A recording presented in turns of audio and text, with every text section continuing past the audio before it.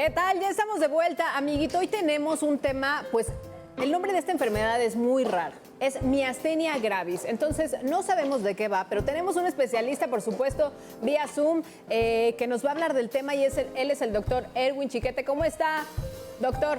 Buen día. Hola, ¿qué tal? Muy bien. Buenos días. ¿Qué tal, doctor? Muy buenos días. Gracias por participar con nosotros en esta entrevista, porque en algunas ocasiones, pues, escuchamos los términos y de alguna manera no identificamos porque no son a lo mejor padecimientos que sean muy frecuentes. En este caso, ¿qué es la miastenia gravis? La miastenia gravis es una enfermedad autoinmune que implica un bloqueo en la transmisión, en la comunicación que tienen el nervio y el músculo.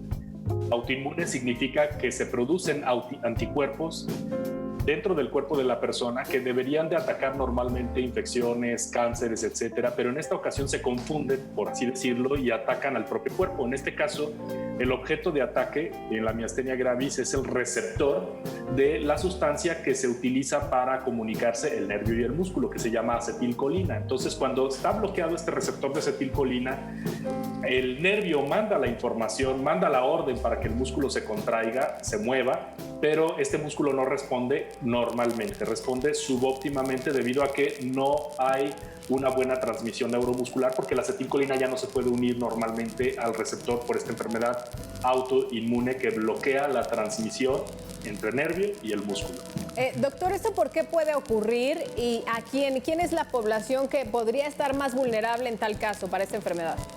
Sí, como la enorme mayoría de las enfermedades autoinmunes no tenemos una causa identificada. Hay varios factores que se considera juegan un papel importante. Uno de ellos es el hereditario, es decir, hay familias donde ya ronda la enfermedad autoinmune allí, no precisamente miastenia, pero sí otras enfermedades autoinmunes como enfermedades de la tiroides, vitiligo, diabetes tipo 1, lupus, artritis reumatoide, enfermedad celíaca y muchos etcétera. Esos son enfermedades autoinmunes. Entonces lo común es que en una familia donde haya una persona con miastenia gravis haya alguien más que tenga alguna enfermedad autoinmune en severidad muy variable. Entonces, esto no se sabe exactamente por qué ocurre, pero se considera que es un poquito de predisposición del paciente hereditaria, más algo del medio ambiente que todavía no conocemos.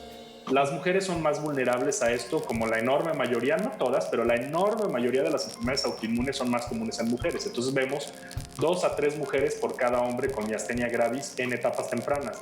La miastenia gravis tiene un comportamiento bimodal, decimos nosotros, es decir, de 2 modos. En etapas tempranas, antes de los 40 años, es mucho más común en las mujeres, pero después de los 50 años vemos un hombre por cada mujer, es decir, ya se equipara. ¿Por qué? Porque puede ocurrir en personas varones en edad después de los 50 años o de menos de los 40 años, principalmente mujeres.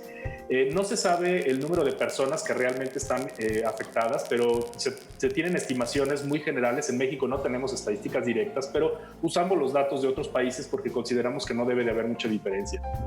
Se diagnostican de 5 a 10 casos por cada millón de mexicanos cada año. Y la prevalencia, es decir, el número de personas que ahorita viven en México con miastenia gravis son de 5 a 25 por 100,000 habitantes. No estamos hablando de que esta enfermedad da alrededor de unos 20,000 personas enfermas en este momento con miastenia gravis en México, aunque no todos saben que la tienen. Hay muchos errores de diagnóstico por su dificultad y su rareza hasta cierto punto. Entonces son bastantes. Doctor, ¿cuáles serían los primeros signos y síntomas que podemos nosotros detectar para considerar ya ir a una consulta con un especialista? Sí, aunque esto puede variar, la enorme mayoría de las personas tiene como primeros síntomas la visión doble, a eso le llamamos nosotros diplopía. Se ve como un televisor viejo mal enfocado, la caída del párpado, casi siempre es un párpado más que el otro, eso le llamamos nosotros tosis palpebral.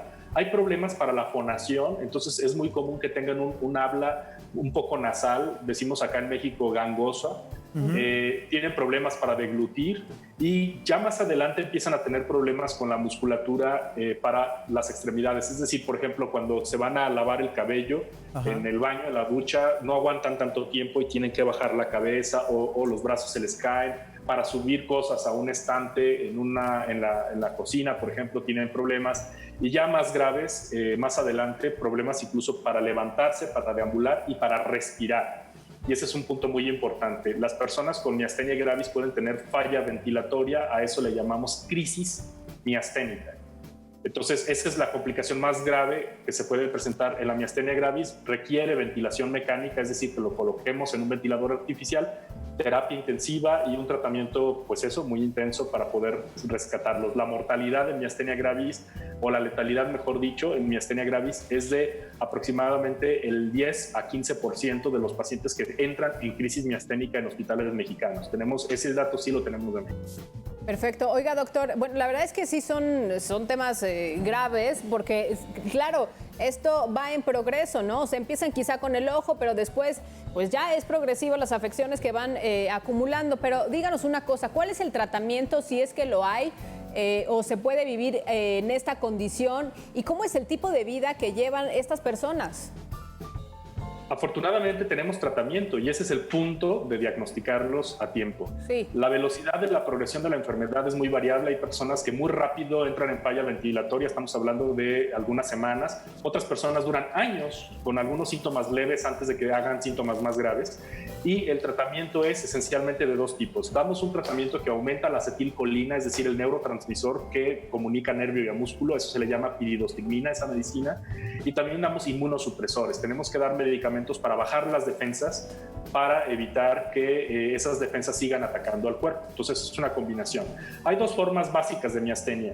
Una que es meramente ocular, que solamente causa visión doble y caída del párpado, y está la generalizada, que es la que llamamos gravis, que es la que ya causa debilidad para deambular, para moverse, etcétera, etcétera.